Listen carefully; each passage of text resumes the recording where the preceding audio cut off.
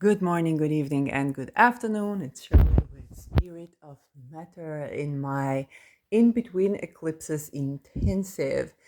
And this is a period where I have a lot to reveal, a lot to share with you, a lot is revealed to me, and I share the information.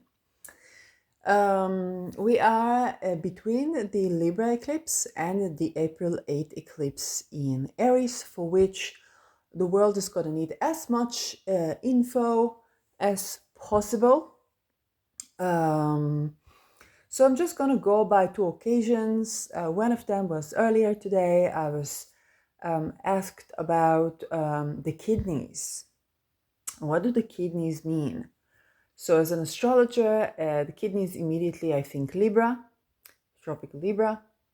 And this is about balance. Kidneys also are where the amarita, which is basically the squirt, colloquial word squirt for vagina people, is being created.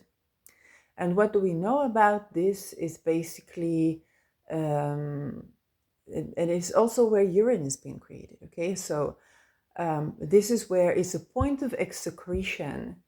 And what do we know about urine? Because urine, I have my grandfather who was Second World War survivor. Then he was in the forests hiding, and these people were kind of like drinking their own urine. And that was seen as kind of like a place that you get to from survival. Whereas if you go to Africa, you see people using urine to protect themselves. So bathing in urine and even bathing your children in a little bit of urine to protect them. And if you go to a little bit kind of like witchy stuff, modern witchy stuff, so you would have like urine jars made upside down, okay, sealed and made upside down to invert any injustices towards you or any situation that you want to reverse. Get the move upside down. So urine is incredibly protective, and there's some people drinking urine to heal themselves. And so both urine and the Amarita excretion are incredibly powerful, protective, but also life force. Kind of like, semen, but that comes out of a vagina, okay, out of a clitoris. And so the kidneys is where we produce that, okay, where we filter what's to be excreted, and is also where we rebalance our body. Also for when people squirt, for example, then it's better to put this squirt back onto the skin, whether it's to drink it or to put it. We're being erotic. This eclipse is going to be in the penis of the ram, so so you understand that it's okay to talk about these things because this information is going to play a significant part. With Ketu in Libra, we are shedding the old balance. Okay, so I was asked about the kidneys, and with Ketu in Libra, we're shedding the old balance, the way we think of things, and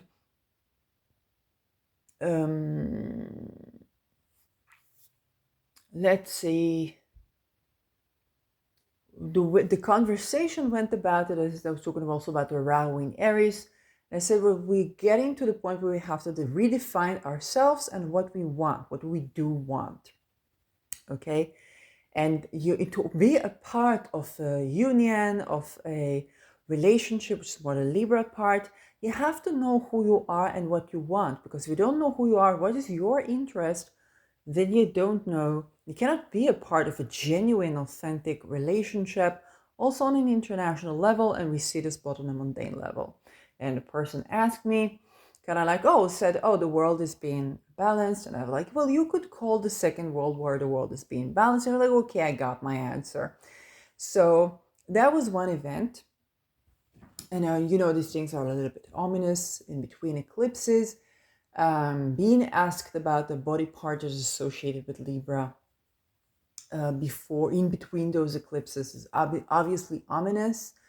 And then I don't know if you know, but I'm activist in raising awareness regarding all things alcohol related, basically recovering from traumas to do with sexual body violation, psychic attacks, and so on and so forth. It's not that I'm a genius around this, it's just that I give my contribution. And so I know a lot of people that deal with those things. So one of the people that I know that has did um, quoted a quote by someone who you might even be familiar with is Professor or Dr. Amir Chetzroni, which is a very world-renowned leftist, radical leftist, Israeli person. And he was talking about sexual boundary violation, and he was saying that um, people recover from rape and even make a career out of it, or even make a career. So it took me a couple of seconds to understand these things. And he was talking about the equation of rape and murder of the soul, and so on and so forth. Amongst survivors, I know that there is a discourse. Some people are like, no, this is a murder of the soul. This is worse than murder. Don't F with them about this. And there are also other people who survived and say, no, I don't want to see it as murder of the soul. I want to live, and I see it differently. However, so I'm not sure if he went through rape and this is just how he sees things. But there was another thing that kind of struck me, and I was going through, like, my Algol altar, and I was like thinking about this quote, and I'm like, okay, there is another presupposition that's made here, and this is that people make a career out of being survivor of rape. And this is, first of all, it's like, don't count on it. you know, put your balls in other basket. Um, is what I gotta say. Put your eggs in other baskets. Is what I gotta say. And so, yeah. But what the underlying premise is, as what we see from a very radically leftist, is that the event of sexual boundary violations, such as we saw as the 7th of October, such as we see in other war zones, is always something that people recover from and make a career out of. Okay, now I want just to a little bit talk about this is a window into the soul of the people that may or may not strategize such events, such as both the 7th of October and the invasion to Gaza. Okay, this is the same event. Okay, and so then, to allow for such a thing to happen, a person has to have a certain premise where they justify to themselves that the survivors of such atrocities basically make a career out of it. Obviously wrong. No, like, no. Okay. Absolutely, like, it's just not the case. It's no way I can say this to you. Absolutely, when we talk about our vision, our career, our life mission, absolutely, our wounds, our even traumas, challenges in life can play, and in many cases do play, significant role in that. That being said, and without being too Saturn in Pisces, I would be incredibly cautious of assuming that people who go through sexual boundary violation make a career out of this. Like, pick another route, okay? It's all I gotta say to you. if you're even thinking in those terms.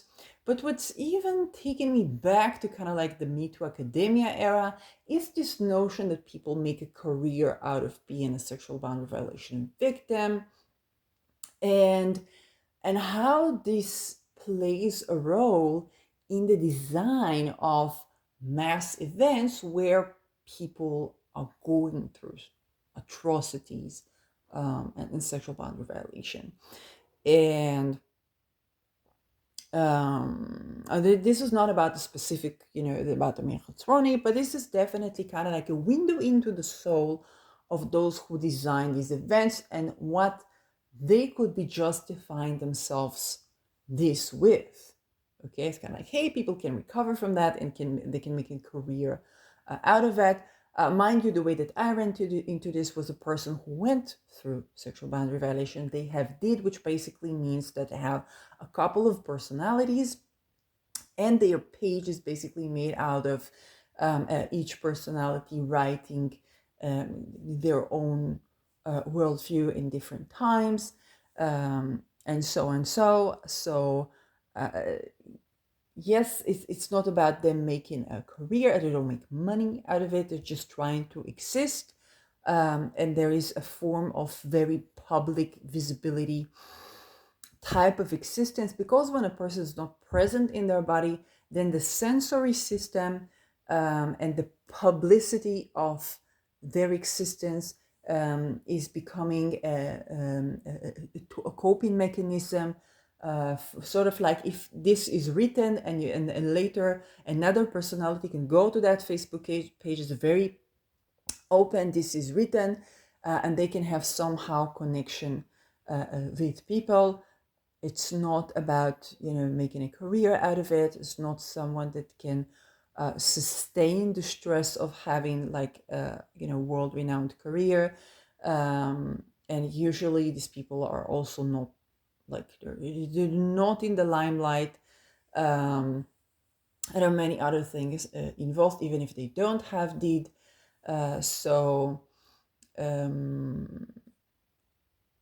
I find this, on the one hand, this discussion of kind of like what is the kidneys, Libra itself is both a role in kind of like squirting, in urine, in the protection, in the liquid gold, okay, urine, the golden shower, liquid gold, but also balance and balancing. And for some people will say morality, because for Libra, morality is balancing between values. Okay, so we are execrating the old way of balancing things and the old balance of values, and then running into kind of like the other worldview, which would be, oh, people can recover from sexual boundary violation and so on and so forth. This is not about, I saw people who get angry and wished on him stuff. I don't wish on him stuff. I don't know if he wasn't going through such boundary violation. It's just like one of these dissociations trying to get out of it. It's not unlikely, sexually healthy people, present people that are connected with the sexual energy and are having a satisfying sensuality, even if with themselves, they don't violate the sexual boundaries of other people. Okay, so this is not about taking down accountability, taking down responsibility. It's about, let's just state the facts. Okay, a person who is enjoying sexuality, connected, present, and overall feels safe being sensual. Okay, and I can give an example from my personal life. That unfortunate, yes, I had an astral first, not my initiation, with a psychologist that I went to, aka they don't know what's energy. It's that story for those who are listening to me. And one of the things he told me, kind of like a red flag for me, was actually about my sexuality. And then, mind you, we were having astral sex. It means that both of us were okay with that. Okay, I didn't initiate that, was not okay with that at the time. And one of the things it told me was like, are you aware, kind of like, of my own, talking about my sexuality, what power it has over me? And I'm like, hey, we are having astral sex together. This means we both have sexual power with each other. So it's not like one of us has more sexual power than the other. That's the essence of willing consent. But that was not his experience. Lo and behold, he will later violate my boundaries, not only sexually, and I'm still asserting my boundaries in spirit and matter today, with this energy ever since. Okay, it's been 2019, it's been 5 years, half a decade. So the experience, when a person experiences that it is disempowered in their own sensuality in some way, from the other, even though that can be an experience, not even an actual truth, then that is a point where they're not experiencing this safety in the sensuality. It can both lead to having your boundaries violated, but it can also lead to people, and in the case of my psychologist, violating the boundaries of another person. Okay, and this was not that I was, seductive, or that I was playing power games. It was like what I thought was the closest to willing consent, that I had access to at the time, and even in the crazy circumstances. And then turned out that his experience was completely different, even though he initiated this, and that was life-threatening.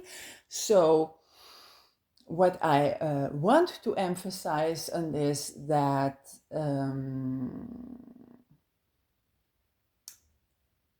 to bring it all together, the people who feel disempowered and not safe in the sensuality, and not in the point of like being a victim of sexual boundary violation, they can be in the point of being perpetrator. And because they feel so disempowered, they can live in an illusion that the boundary violation that they're doing is not something that is irreversible or difficult to recover from, or they think like, oh, the other person can make a career out of it, because they feel disempowered. They're not in touch with reality, basically not in touch with the essence of the essential power, and not even identify themselves as sexually attractive or sexually or sensually safe. Okay, and you can see how persons beat through sexual trauma can become either a victim or a perpetrator on that line. Both cases, they don't feel sexually safe, or safe in their sensuality, or attractive in their, they feel kind of insecure in their sensuality, even though that might be an experience of somebody completely sees them as attractive and is willing to consent with them. Even that gets fucked up because of their own internal experience, and then it can become perpetrators, which is what happened to me in the state of the patient being the recipient of that, while I come to heal from sexual trauma. So this was, that's what's up. And so we want to understand these things, because as the old balance is being shed, okay, the ways and the strategies, Mars, this ruling Ra is ruling strategies, and Mars is going to have a reality check with Saturn. Along the past couple of years, okay, if we moved a little bit out of the Middle East, this was also true in Ukraine and Russia. This is also true in Congo, very likely in Sudan and Eritrea as well. And the notion of sexual boundary violation as a stepping stone towards being decolonized, or any one of these, any of these things. And the Megatron is one of those radical leftists that would see it that way. We understand that in those people, kind of like a window to the soul of those people, lies an essence of a person who does not have the healthy sensual connection to the sexual energy from a balanced place that can partake in willing consent. Okay, I'm not saying that Merchant is rapist. I'm just saying that it's not currently, according to this declaration, partaking in willing consent. It may be avoidance, okay, but it's absolutely not in touch with willing consent, um, safety in the sensuality, and those strategies. Okay, this Mars that is in Pisces now, it's going to have a reality check, okay, in close meeting with Saturn, and Saturn is a big reality check to Mars, and Mars is the drive. It's also the revolutionary drive because Mars is the youth. Okay, the ruling Aries is the head of the babies, and this is where the strategies that were thinking that sexual boundary violation is a legitimate part, or is a part that is associated with liberation or with feeling empowered, and it is not so bad and people can recover from that, okay, is going to get a severe reality check from Saturn. Now, the best way is for more and more people to be aware and to understand that sexual boundary violation does not stem from being safe in your sensuality, but also does not lead to being safe in your sensuality. Okay, if I go back to my personal example, even though I did not initiate astral sex with my psychologist, for as long as I had an agency, I was able to say yes, no, and maybe.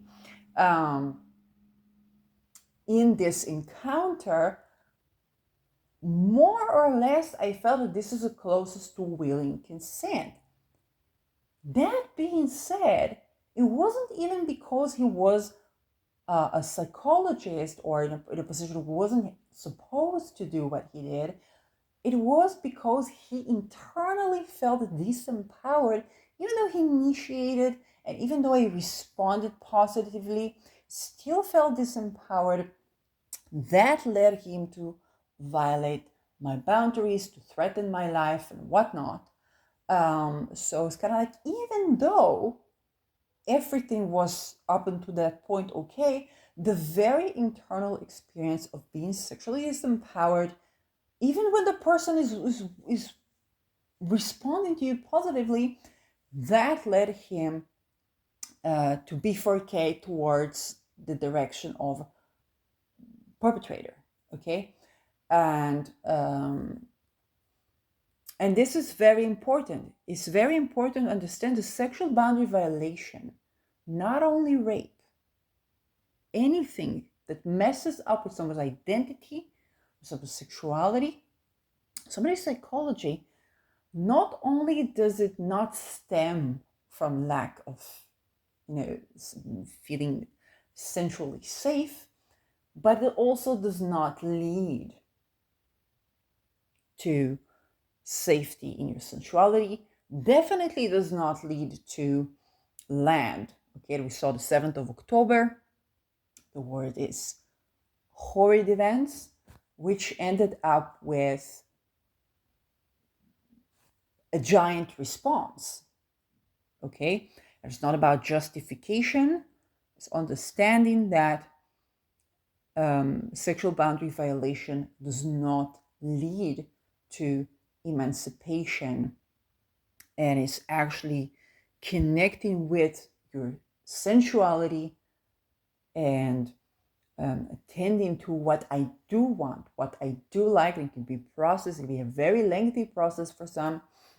It can be a process that is the path to emancipation. The what I do want can be more the path to emancipation. Okay? When I was connected with what I do want, even though a psychologist initiated actual sex with me, because I was so connected to what I do want and also setting boundaries to what I don't want, I could be responsive to what I do like there.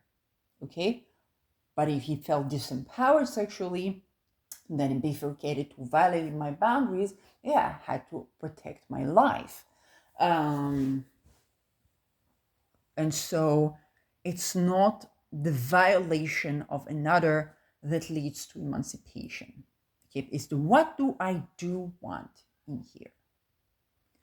And it's okay not to know it at the given time, but it is the vision and it is the dream, and it is also standing up for speaking this dream into existence, also standing up for this dream. Okay, so,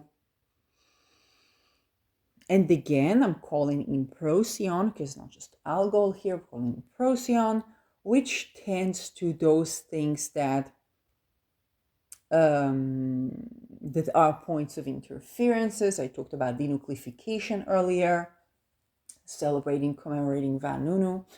But I also am talking about that understanding that, yes, absolutely, to make better decisions, people need, whether it's land, food, housing. And it's not for nothing that open dialogue is to treating, let's say, psychosis, which is not really a thing. It's kind of like psychic attack, is practiced with housing first in Finland. And this is where you get people not to need any pills and to be validated and to be able to slowly recover from what was thought to be the worst case of psychiatric disorders by the scientific community, is scientifically proven effective if you practice it with housing first. Okay, so of course, people who don't have land or don't have a territory, don't have a house with a yard and stuff like that where you feel safe in, of course they make less good decisions. That being said, that they need to have these conditions to make good decisions doesn't mean that the decisions, the bad decisions that they do make are leading to emancipation. This is also where people can be undermining themselves because they are oppressed. And that is what I'm trying to deliver here. And so it is not me blaming people for making the wrong decision, but they have absolutely no conditions to make the right decision. It's more about, hey, this is a point of interference to understand that violation of the sexual boundaries of another is decentralizing them so much so that they no longer see themselves as the perpetrator. It's not about revenge. And it's definitely not going to lead to your emancipation, because if they were oppressing you because they were not centered up until now, you're just making the situation worse. Okay?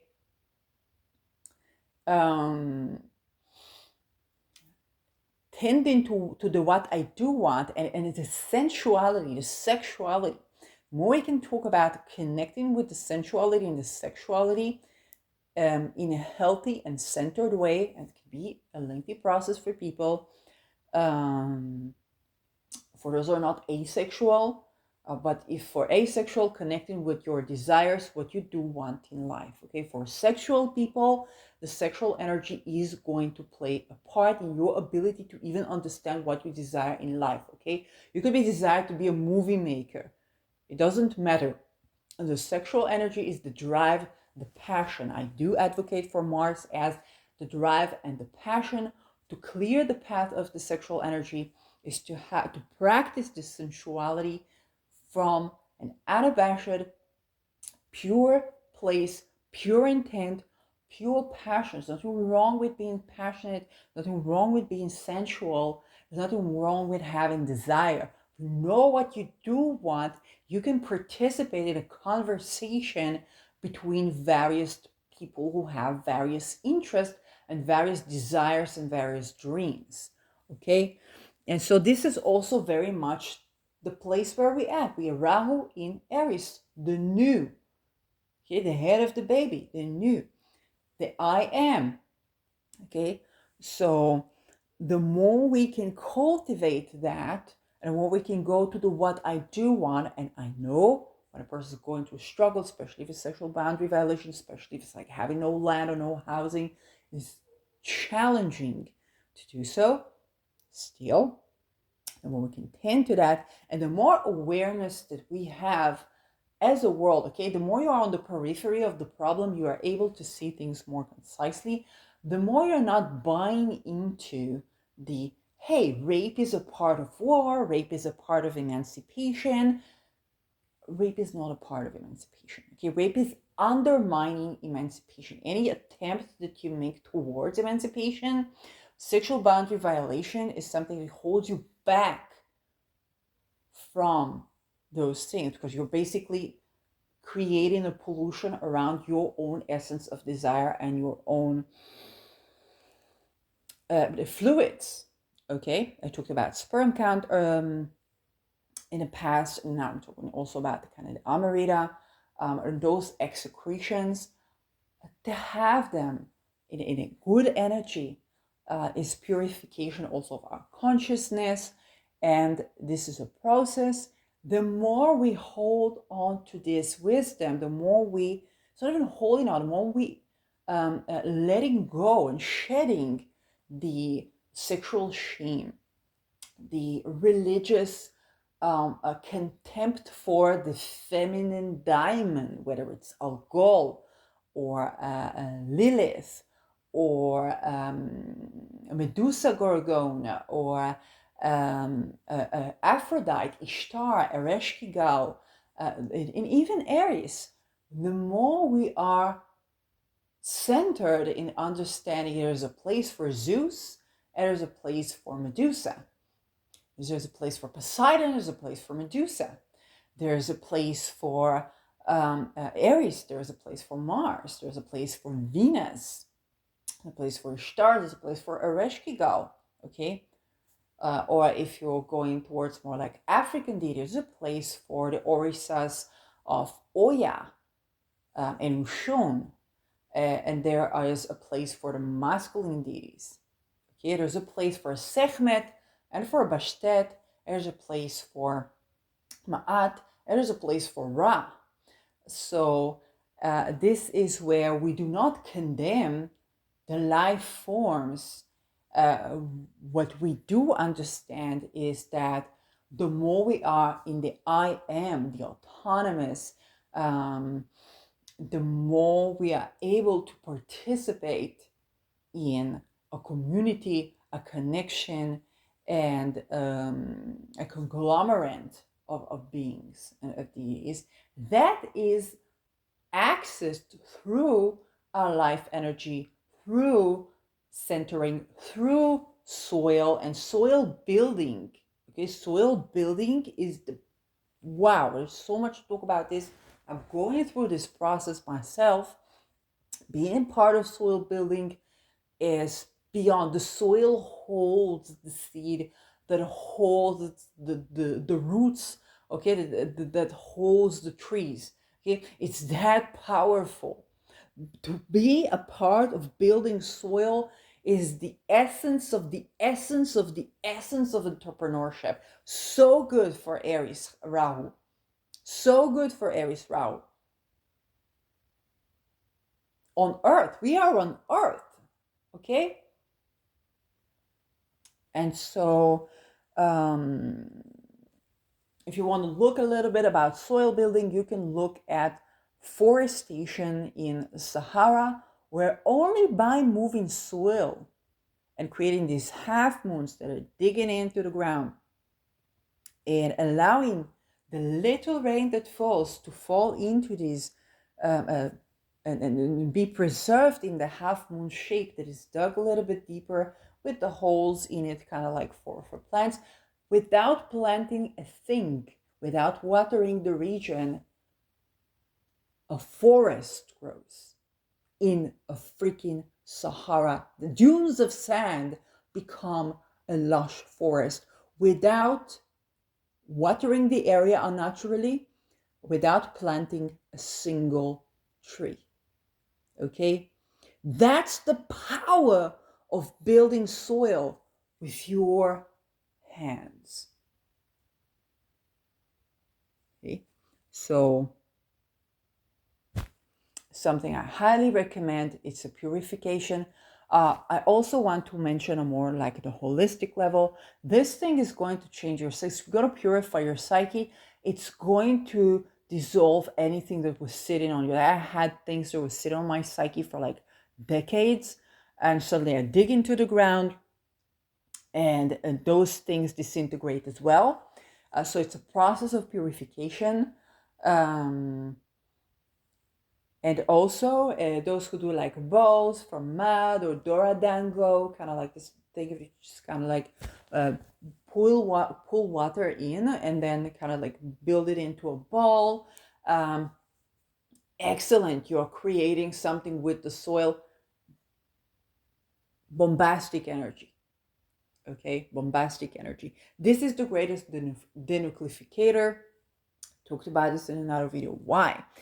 Um, and so when it comes to building soil, and even by building soil, you can discover your passion. You can rediscover the earth, the fertility in you, and if you have access to that, or you can, even if you don't have access, you can make a painting of these half moons. I mean, wear like a talisman, or try and walk to a place where there's a plot of land and put this into your vision. Okay, put this into your vision. Those things can serve, and this is not about judging or shaming or blaming, but just if we understand it in the bigger picture, the road to dreams manifested is putting the energy in those dreams, dreaming with action. Okay, the road to dreams manifested is dreaming with action, building your dreams. Okay, the sexual energy we want as pure as possible. This is the energy you build with, the energy you move the soil with, the energy you prepare your food with. Want it as pure as possible. It's not about chastity. It is about willing consent. Okay, willing consent is one, even with yourself. Okay, willing consent is also when you touch yourself, when you self-pleasure, when you masturbate. Okay, this is also a part of the building of the purity of the energy with which you create in the world. This is the new. Okay, so instead of like telling you, oh, this is morally bad, this is that, it's just like, okay, this is a reality check to what you think you can try to achieve with that type of course of action. Instead of getting it like the Mars Saturn being this, a myriad of things that I don't even want to think about. Um, the point of interference that we get is to understand, first of all, what underlies this bias, because we understand that this bias, where it stems from, trauma, even sexual trauma. Okay, if we understand that, then already we've opened up a little bit of fresh air in our neural system, to invite in other solutions. And if we understand that here is a point of interference, here's how I can place my energy, here's and the desire is to have a central energy that is clear. This is also why people who have religious trauma around the sexuality, and I highly recommend listening. I might not agree with everything, but listen to people like Nate Scherer, who's a great fan of my channel before he began to kind of like take his own course of action. And he's also a cultist. So you might not agree with everything, but it's very important to understand that religious trauma can clog this energy. And also when we have willing consent, it's kind of like a light, kind of like the torch in front of, in front, of the people who make the path, then we get at the essence of the purification of this energy. And when I say willing consent, I also mean when you touch yourself. It's not about if you squirt or not, if you excrete semen or not, or semen retention. Nate talks about this a lot. It's about the willing consent between you and you, even before you meet with a partner. To say yes, no, and maybe between you and you. Another thing that I highly recommend you to have is the energy of the rose. You can get it as essential oil. They are diluted in jojoba rose essential oils from Bulgaria. That if you can get your hands on one, I'm trying to deliver more and more of them in the world right now. That is a great energy to connect with the energy of the rose. And I've used this rose essential oil cream that I made for myself. When saying that, it's not advertisement. I cannot sell it to you right now. But if you can get your hands on such a thing, this is very good to surround yourself with the energy of love.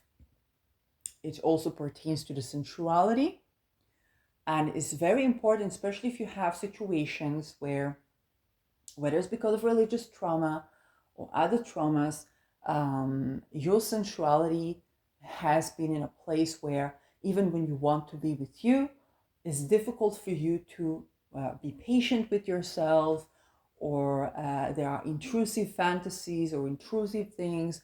So this rose can open you to sensuality from a more patient place with you, because it brings in the energy of love. Okay, it's kind of like a buffer of love. And when you have this love buffer, your sensuality transforms into kind of like more you. Okay, so you can rediscover your authentic self and be patient with yourself. Just like emotional eating, there's also emotional sexing, whether it's with others or even in self-pleasure. And then what we want is to nourish ourselves in the healthiest ways possible, in healthy, because we nourish ourselves with love, so that when we come, let's say, to eat something, is because it's really the food that we want to eat right now. Okay, whether it's a piece of chocolate or a lettuce, do I really want this piece of chocolate, or do I want a hug? Okay, do I really want to have sex with this person, or do I look for someone who will approve of me, or who will connect with me, or who will, I don't know. And this is such a good time in between eclipses. And I'm taken back to a latest video about the Libra eclipse, and you can still watch it. It's still relevant. We are still in the shade of this eclipse. Just watch the full video. It's only $6. Again, I don't get dividends for that. It's just stuff I find useful. And that would be really revealing about the nature of how we are letting go of those places where we have been either a little bit betraying ourselves, or just not in contact with our real nature of desires, and sometimes even consciously in a pleasing pattern, or even kind of like how she puts it, harloting ourselves. Okay, like prostituting ourselves, not necessarily only sexually, but the sexual energy, and healing the sexual energy for those who are sexual. Also for those who are asexual, rose, the energy of rose, whether it's essential oil or tea or rose water, those can connect you with that love. So even when it doesn't manifest on like the sexual level, it still manifests in your actions, that you do this because this is your desire, and not because you are betraying yourself, or you do this for security, or whatever the reason. So this can be a great agent in nourishing ourselves with love. Okay.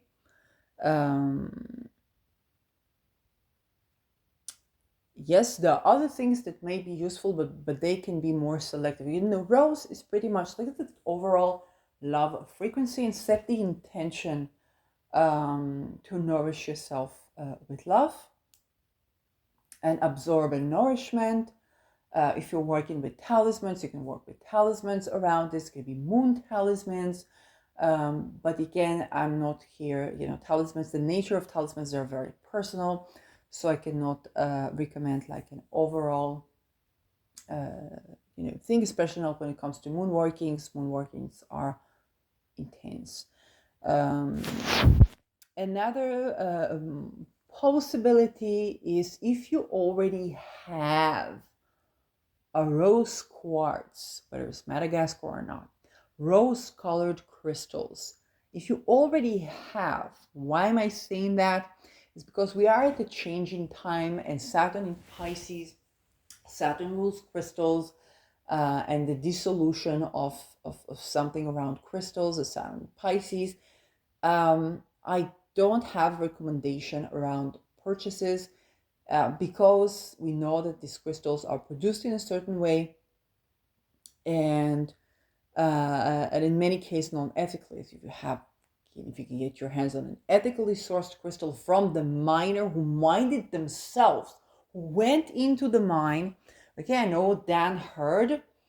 As far as I know, he mines, whether it's the gold or the crystals that he mines, he goes into the sites himself, he digs it up, he spins the shift, he purifies the crystals, he makes the jewels. This is as far as I know. Maybe he has other employees, I'm not informed, but this is more like an ethically sourced. Again, I don't get any dividends from that stuff that you can purchase. There are other cases where it's involving child exploitation, and I don't mean just child labor. It's life risking, sexual boundary, everything. So I don't have a recommendation. But if you already have a crystal, it might not be a terrible idea, and you can divinate on that, or you can sense the energy to do both, like humanitarian, or hold the crystal and pray for these children, or set intention to receive answers and how to do well. Also for children that are in those situations, too many are in general, and definitely now. But this also, the rose-colored crystals are very good in connecting you with the energy of healing the heart, healing around love, the inner child. So if you already have those, okay, if you don't, you can look at the picture of a crystal. Just Google a picture of a crystal. That would very likely be suffice. You can get a rhodochrosite picture, a rhodonite. Rhodochrosite is more like the inner child. Rhodonite is just great grounding love. Rose quartz, I said. Cavensite is not a crystal that's rose colored, but it's good for forgiveness, inner child, communication. Yes, and there is, I'm trying to get the name of this crystal again, kunzite. Okay, again, if you already have, okay, kunzite, I was told by a person that had energy sensitivity one, because it's very political. And indeed, when I channeled my kunzite, I got the Tower of Babel. You can watch this back in the years, okay? It's the first channeling video that I've done by the Tower of Babel. And it was like, it's not in my, I'm a secular person, okay? I knew that there is a Tower of Babel story, but it's not like somebody would want to talk to me and try to look for a concept that would be familiar with me. They usually would not use Tower of Babel unless they're a very distant being that that doesn't even know too much about me. And so I got this analogy that's proven very, very relevant for our times. I also have Babylon next to my meat heaven, is a Babylon asteroid, very prominent in my chart. I also listen to Babylonian Astrology by Krasi Atasio. He's a tremendously great teacher. So, and the Babylon is just, Feynman with his referencing Babylonian mathematics versus Greek mathematics. So not just axiomatic mathematics, how Babylonian did it. I also got to know a person who presented themselves as Babylonian. So yes, it's prominent in my chart. What more can I tell you? Yes, I told about kunzite. Those are supportive energies. Herbs, I said roses. Lavender can be a great facilitator of kind of like your heart's desire. Yes, but rose is the love frequency. Okay, I just basically speak with you. It speaks love frequency with you. There are many more things. I also don't want to get you into like, ketones and stuff that could shake you around. I think a lot of this, working with building up soil is, but when you are working with the soil itself, it has the energy to hold these things and these purifications. What more? Yes, we talked about ancestral reverie. I want to give you a practice that I started doing whenever I brush my teeth. Okay. And I brush my teeth not with the fluoride pests. I just kind of like, you can pick any genuine vegetable oil, kind of like coconut oil, or even genuine shea butter. And you can add a couple of drops of like your favorite essential oil if you're well resourced. And you can brush your teeth with it. Okay, you don't want to go over 1% with the essential oil in the mix. You can just brush your teeth with that, with oil pulling. And what the practice that I do when I brush my teeth is basically to call on the ancestors and to call on the information from to call on the ancestors. Basically, you see how many videos I'm recording. I just brush my teeth. That's what's up. I brushed my teeth. And the ancestors, what do I need to know? What do I need to see? What do I need to do to purify, to clean my teeth, to make healthy teeth? I'm calling on the ancestor. I'm calling on this, and then you see me record. Just what's come up. Okay, that's what's been building up. Okay, you don't want to get a heart attack from stuff forming in your mouth. You want to get it out. You want to move the energy. You want to move the matter. Okay, just to brush your teeth, but you also want to call on the ancestors. Teeth, Saturn, ancestors, 7 generations, back and forwards. And so those types of wisdoms, a very powerful practice. Most people, especially if you're not like recovering from big trauma right now, you're very likely to have no issue with brushing your teeth day and night. So you're very likely to be able to practice this more easily. If you are of the people that find it more difficult to brush your teeth, understand that this relates to the things 7 generations back and forth. So be very compassionate with yourself. You can even tend to the ancestors and ask for facilitated for this process to be more accessible to you, or it's cleanliness, or brushing your teeth, or learning the good practices that are good for your teeth, eating food that is good for your teeth. I was surprised to find out that the Dutch cheese that I like is excellent for the teeth. So, yeah, I connected with my fatherland, and I was like, oh, this food is actually good for my teeth. So those are all preparatory stuff for the April eclipse, because again, any eclipse we have in Aries, people like war, conflict, this is the head of the baby, birthing something new, innovation, opportunity. I am, desire, in the good sense of in the pure sense of the word. I don't know. I desire to be an artist. I desire to be a world-renowned, painter. I desire to be a well-known musician. Okay, I desire to be well-known. I desire to have a legacy that impacts people in a positive way in the world. Most people, what they dream about is this. If you go to the 5-year-old, 6-year-old you, very likely you wanted to make a big positive impact on the world in whichever way you've seen that. Okay, the purification around your sensuality and your sexual energy is going to get you there. Okay? Because the child you is the life force you has these dreams and desires that you want to be. It's both nourishing your inner child, but the adult you, when you purify your sexual energy, you're just doing the walk. You're taking yourself there step by step. This is what you came here to do. It's what you came here to do. Not only that, if you're not on this road, there are various eclipses, there are various transits, like the Uranus opposition. The Uranus opposition, so many people that are married, having children, having big affairs around the Uranus opposition. Okay, it's not because they're a cheat, it's not because they're bad, it's not because they don't like their spouses, it's because there is a sexual energy block that is unblocked with the opposition. It's like, yeah, no choice, it's right in front of you, this is eclipsed from your life. Okay, also in the Aries eclipse, these blocks are eclipsed from your life. This is the new.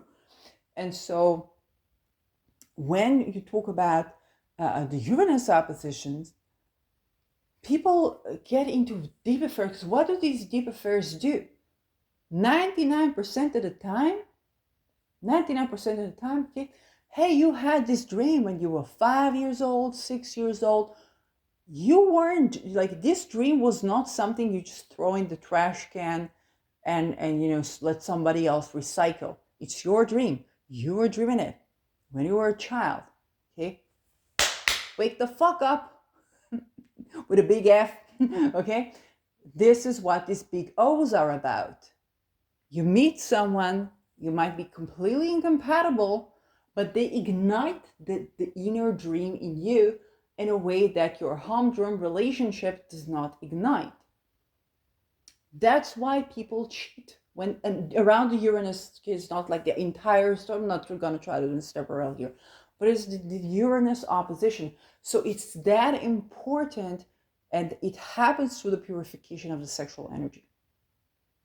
Okay, people who have religious traumas, people who have either the notion that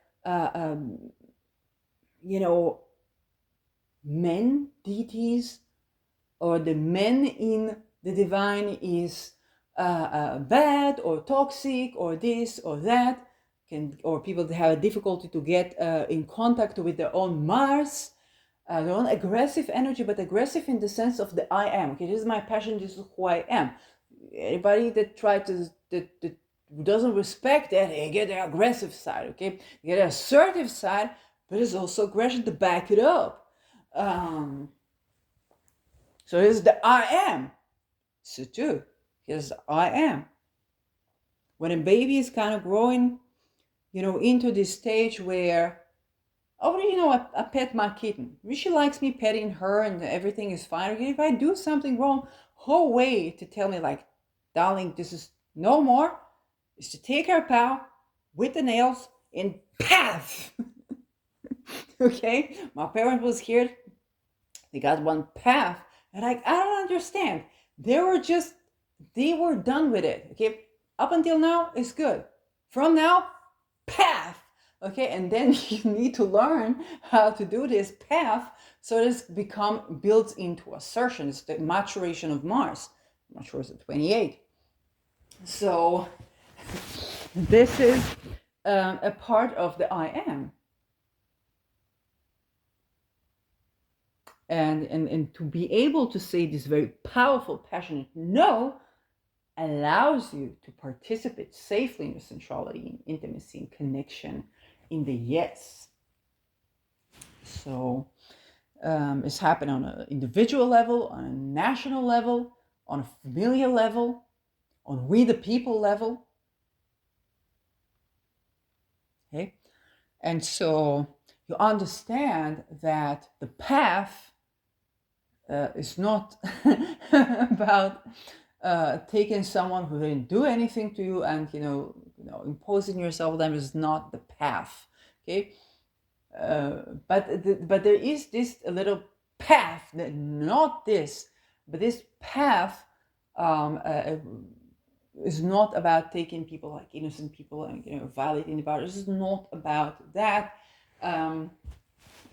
And, and the more we understand and continue to purify, we do want to purify our sexual energy, the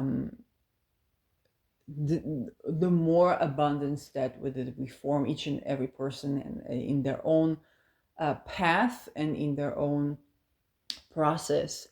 So that's going to be very useful for you to know. Okay, this is also why you would see, both from the side of fundamentalist religion, any religion, and from the side of the type of secularism or atheism that holds the same fundamentalistic ideas, kind of like what the Mir Hatzwani said, oh, you can recover from sexual boundary violation and make a career out of it. So, okay, it's the same as the most fundamentalist religious, pick whatever religion. Understanding that this is just not in alignment. So if you see people talking badly about whether it's the Mars type or about what we call women deities, okay, men deities, women deities, or deities that have more than one gender, you understand that this is not a sexually healthy person. Sexually healthy person doesn't see Algol as Rosh Hashaitan. She's a woman that went through sexual boundary violation, wasn't believed. Her rage became protective. On a mundane level, she represents horrible events, such as the like that she's been through. On a magical level, on a deity level, we turn to Medusa Gorgona Beta Perseal Gull, we are turning to a deity that had the experiences, those experiences, and has the wisdom to both protect and recover. Okay, now we're talking about the potential of recovery. Okay, we turn it, and it is rather simple to access. Okay, it's rather simple when you set the intention. It's not, nobody is nobody's thinking to not include you in the divine, wealth. Okay, you're here on earth, and you're a part of the cosmos, and it's accessible to you. So it's kind of like, hey, if somebody has, that cup of water of, how to heal from those experiences, of course, Medusa Gorgon, Algol would have that type of wisdom. Okay, so this is also why she's such a great wealth talisman, because if you purify sexual energy, you're safe in your sensuality, and you can say I am, and you can say yes, no, and maybe according to what is authentic to you, and respect, of course, is yes, no, and maybe from others. Now you are able to participate in the divine comedy rather than the divine horror or divine tragedy. Okay, you were able to. The divine comedy is more about that sexual energy flowing freely in you. You being extremely sensual, you being beautiful from within, and creating material wealth in the real world, but also spiritual wealth, experiential, sensual wealth, wealth of connection, and so on and so forth. So it's the same deity that we associated with horrid mundane events. It's also the same deity that we can access for tremendous wealth, regardless of your gender. You can allude to Christopher Warnock, who's working a bit differently with Algol, and you see, it's not a gender thing, and he's gaining great benefit. He's selling Algol talismans, but he's also working very intensively with Algol in his own way, and you can learn from him as well. And so one of the red flags that I see is where people have this, colonization discourse, that course, and they start to bash Algol, or so probably we shouldn't be working with Algol, or and so on and so forth. This is where I understand that they're talking from a place where there's a religious trauma that pertains also to the sexual energy. Okay, this is the type of people who would be okay with rape. If it is the people who are raped are not the oppressed, the children are they're not, okay, fine, but it's not only, even if they were, is not in alignment for you, for your emancipation, for your land, for your fertility, for the fertility of the soil, to do sexual boundary violation. Would you want to move towards willing consent, move in the direction of willing consent, move in the direction of love, work with the soil, work with the herbs, whether it's energy, whether it's painting, or whatever is available, visualization, we're setting intention and going to sleep, you're just tired, okay, but which is a part of the experiences of life of people, and those things matter. And another thing I've seen is like, hey, nobody ever got emancipated by adhering to the moral compass of the oppressor.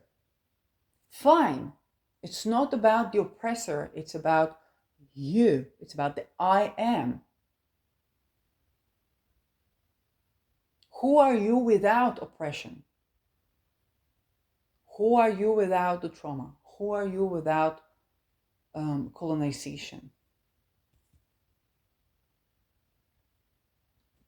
And this is also where the Chiron Aries is, because it is okay if you don't have the answer for this yet. We want to move it towards this direction and a purification of the sexual energy to practice willing consent, even if it is with you. Even if all you do is hug yourself, and if you try to touch yourself, you just stop because it's not there, you already succeeded. Okay, you already succeeded. Move towards that direction.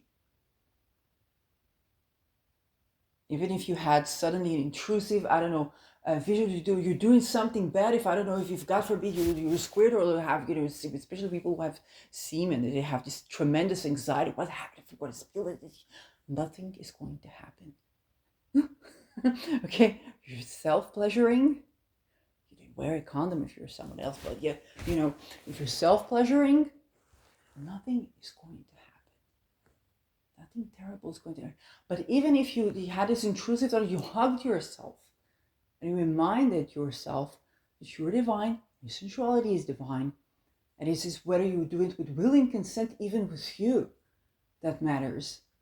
Even if only that, you've already on the right path. You're already on the path of that emancipation, that I am, that autonomy, that land, that fertile soil that you want. Wherever you are in the world, whatever your origin, whatever your culture is, and those are the things that matter. Okay, it's a process, and those are the things to move towards the yield. This is where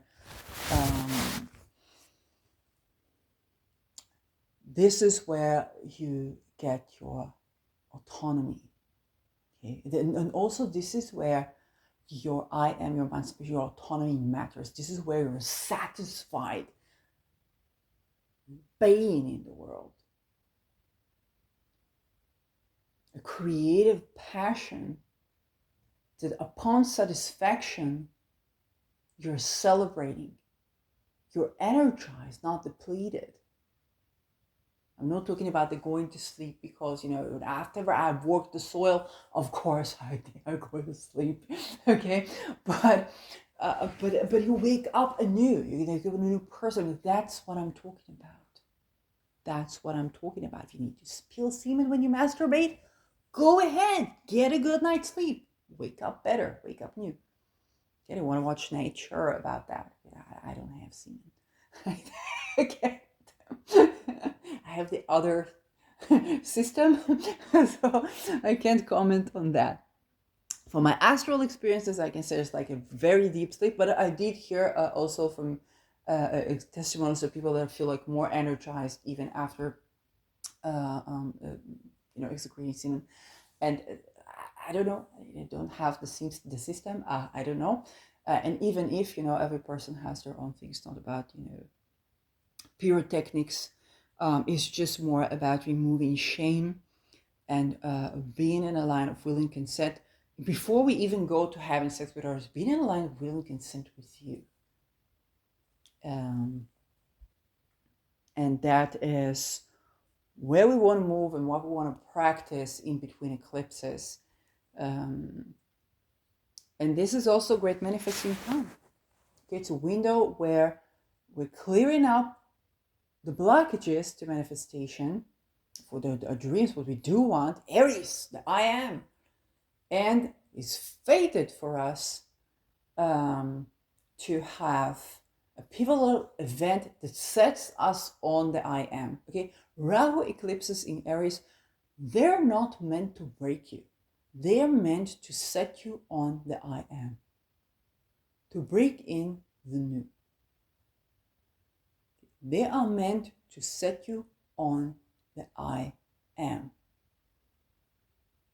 This is what it is about. So,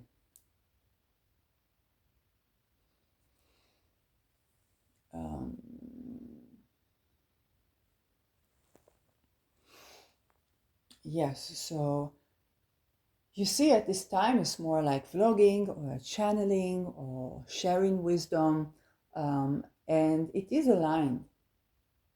Yes, it is aligned. And even unexpectedly, I was not expecting to talk about sexuality here, but this is just so important. It's just so important to share the aligned stuff, to share the right stuff, okay? To share what is on the path of yes, on the I am, and even the ability to say yes, no, and maybe, okay? Like Tom Jacobs said, which I love that channeling of Tom Jacobs around the I alone define who I am, saying yes, no, and maybe according to what's authentically true. Okay, this is what this in between eclipses time is about, and I love that. Um, and it's very important for us to understand that this is what it is about, and to be more to be more easily moving those directions, and to be tending to these things. So yes, sexual energy plays a huge role in that assertion of the I am, and this is by willing consent rather than violation that we get emancipation. And this is, more we are drawing in, when we understand this, when we're drawing in this and the solutions that are on the path of alignment of this, we have better absorption of our food, we have more, I can share with you, I just renewed the contract this month before Mercury retrograde. I renewed the contract for the place that I'm renting, and there's this plot of land here, which is kind of like a no man's land, and I decided to grow up stuff in that.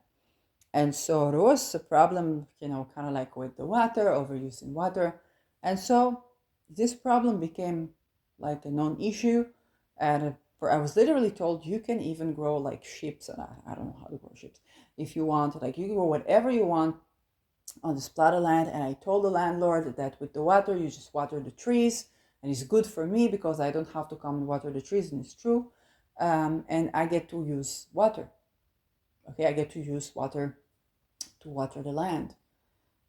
So yes, I still have to transfer the water. I don't have but I got to use water for my project of building up soil. Because yes, you don't have to use water, it is true, but yes, of course, if you use water, then you can create stuff with the soil, and it's more respectful if you can bring water to the soil. It's more respectful to work in this way.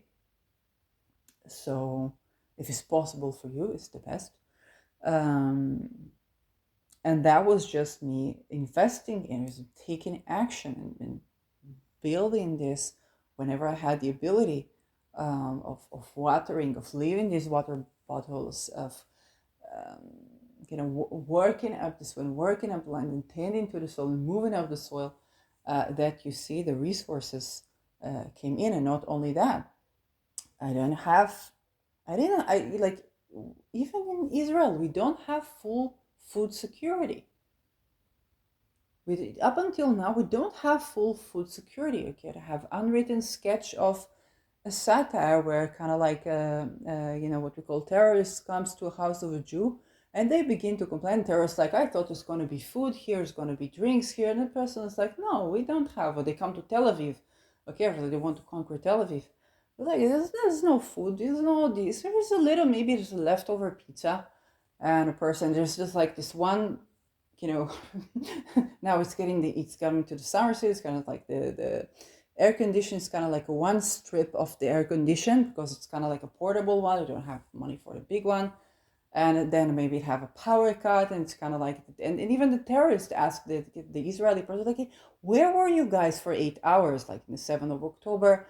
And it both kind of decides, like, whether here or there, it depends on where you live. The economy is kind of like not, sparkly. And of course, this is another thing. Here we don't have full food security, and so I am using stuff like environmental fridge or whatever, food donations that are running around. And so as I was building up the soil, I found the most huge amount of fruits and veggies, particularly oranges. Oranges is Nederlands omen to me. That was also putting my energy there as well. So huge amount of fruits and vegetables came my way right after I did the soil building, and that was one of the most powerful things I got to experience, because it was beyond anything that I can imagine in terms of wealth. Okay, you think of wealth, there's no wealth. Okay, the food that you eat, the trees, the air that you breathe, the water, those things, these informations, and many informations came for you that I'm still sharing, still recording at this time, just by doing that. So, of course, I'm supported by talismans, and this helps me with the soil building. And I've shared with you a little bit more like the holistic internal experience of this. But here you can still practice that, work that soil.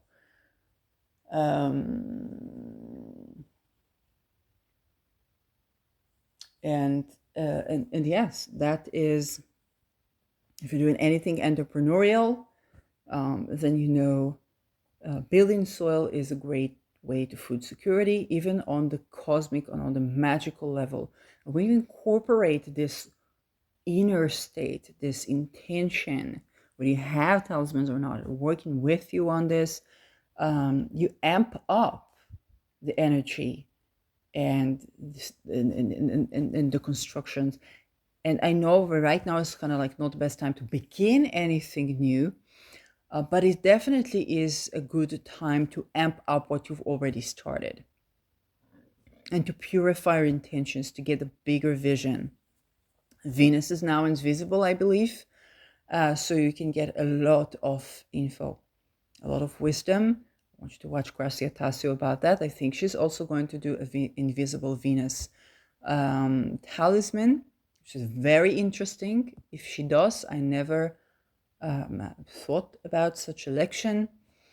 Have a visible Venus, but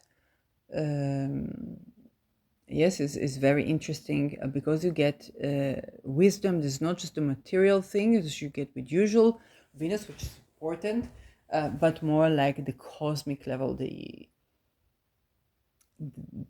theoretical level, or the philosophical level, the philosophical wisdom on all things Venus. And Venus is associated with wealth, connections, love, sensuality, creativity, and so on. So that's a lot of info for 1 hour and 20 minutes. And I'm sharing with you with love, grow with love. Yes, grow forests, not hatred. Grow forests, not nuke. And grow with love. Your emancipation is about growing with love. This is your emancipation. This is the I am. this is the fertile soul. This is the everything. Um, it's the story of the vision that becomes reality. So success